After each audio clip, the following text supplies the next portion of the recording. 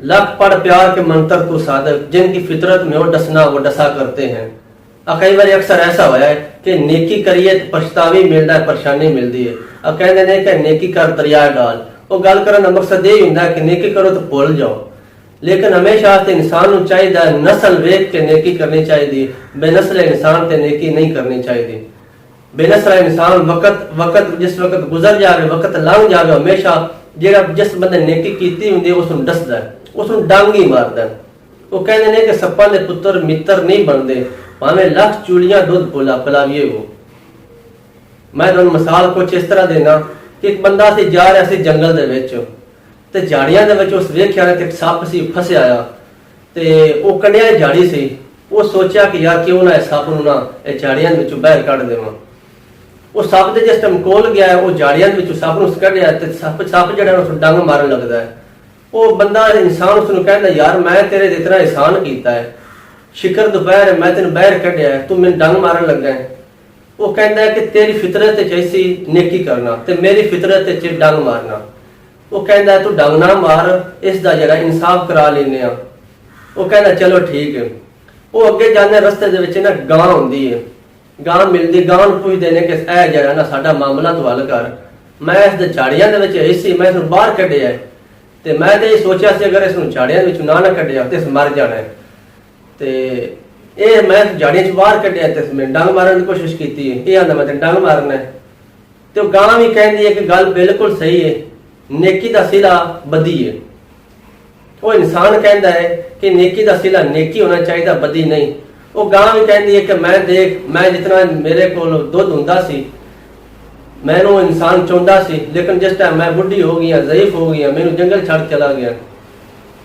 वो गां नाल लेंदे ने, कहंदे ने इस तरह करो, फैसला जिहड़ा ना होर किस रूप कराने आ। अगे जांदे ने, अगे उन्हां नूं बंदर मिल जांदा है। बंदर नूं कहंदे ने, इंसान कहंदा है कि मैं सप नूं ना झाड़ियां दे विचों कढिया है, ते आंदा मैं ते डंग मारना, मैं इस ते नेकी कीती है, बजाय इस ते मेरे ते नेकी करे, मेरे ते बदी करना चाहता, मैनू दसना चाहता है।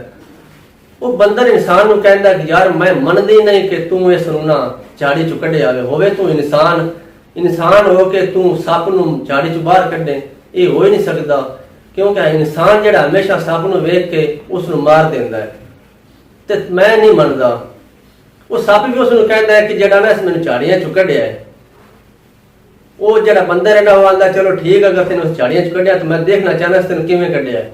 वो वापस उससे फिर झाड़ी ते आउंदे ने, ते वापस झाड़ी ते जिस टाइम आउंदे ने ना, वो बंदर इंसान नूं कहंदा लै तू इस तरह कर, इसनूं फिर उस जिवें पहली पोजीशन ते आया ना, जिवें तू कढिया इवें फिर इसनूं रख।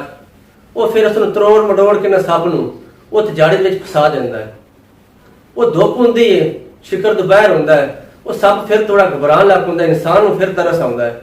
ਉਹਨੂੰ फिर बाहर कढ़न लगता, ਜਿਹੜਾ बंदर है ना उसनूं कहंदा इंसान बन, तू इंसान है, ते नस्ल वेख के तू जिहड़ा है ना नेकी कीती कर, तेरी फितरत च नेकी करना ते इस दी फितरत च डसना।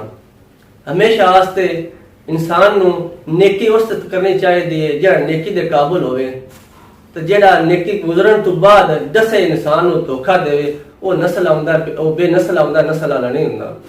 अक्सर ऐसा हुंदा है कि जेडे परदेसी बंदे होंदे ने ना, गल थोड़ी लम्मी हुंदी पई है, परदेसी बंदे जेडे होंदे ने ना अपने रिश्तेदारां बाहर लै जांदे ने, वो कुछ अरसा गुजरन तो बाद ना पहले तो बड़ी ताबेदारी करते हैं। ताबेदारी इतनी करते हैं कि बंदा वो सोचते हैं कि दाएं वाले जो रूममेट होंगे ना, वो सोचते हैं कि यार बड़ा ताबेदार बंदा है, लेकिन कुछ अरसे तो बाद उसनूं पर निकलना शुरू हो जाते हैं।